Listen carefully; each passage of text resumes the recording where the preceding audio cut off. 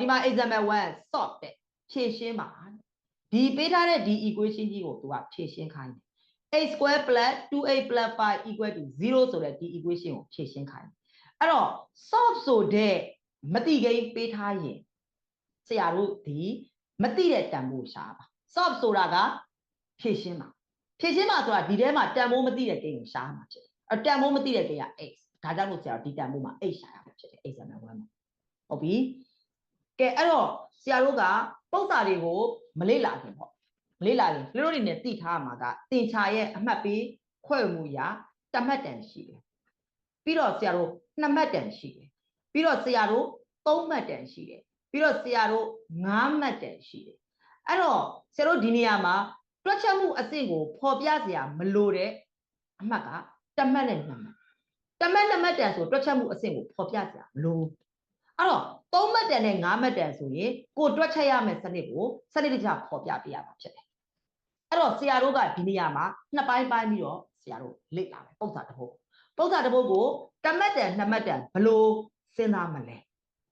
3မှတ်တန်နဲ့5မှတ်တန်ကျတော့ဘယ်လိုမျိုးတွက်ယူမလဲ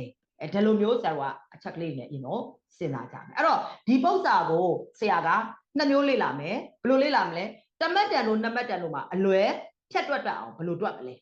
ပြီးတော့3မှတ်တန်နဲ့5မှတ်တန်နဲ့မေးလာရင်လည်းဘယ်လိုတွက်မလဲဒီလိုမျိုးဆရာတို့လေ့လာထားတယ်ကဲဟုတ်ပြီဒါဆိုရင်အခုဆရာတွက်မှာက example 1အဲ့ဒီ example 1ကိုဆရာကတမှတ်တန်တို့မဟုတ်2မှတ်တန်အနေနဲ့ဘယ်လိုဖြတ်တွက်မလဲဘယ်လိုစဉ်းစားပြီးတွက်မလဲအဲ့ဒါလေးကိုဆရာအရင်ဆုံးဆွေးနွေးမယ်ပြီးတော့မှ3မှတ်တန်နဲ့5မှတ်တန်တွက်ချက်မဲ့စနစ်ကိုဆရာပြန်ပြီးဆွေးနွေးပေးမယ်ဟုတ်ပြီကဲပထမဆုံးမေးခွန်းလေးကိုရေးလိုက်ပြီး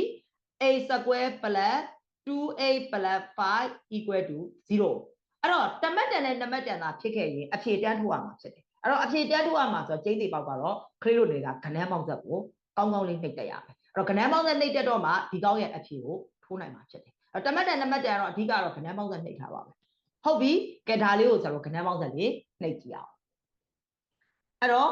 ကျွန်တော်ကဏ္ဍပေါင်းဆက်နှိပ်တော့မယ်ဆိုအရင်ဆုံးခလေးတို့သုံးနေတဲ့ကဏ္ဍပေါင်းဆက်ကို memory အရင်ဆုံးရှင်းထားပေးပါအဲ့တော့ memory ရှင်းတာဆိုတာက8ကိုနှိပ်မယ်9ကိုနှိပ်မယ်3ကိုရွေးမယ် equal ကိုရွေးမယ် AC ကိုရွေးမယ်အဲ့တော့ကျွန်တော်ရဲ့ကဏ္ဍပေါင်းဆက်ရဲ့ memory ကိုအရင်ဆုံးရှင်းထုတ်ထားတာဖြစ်တယ်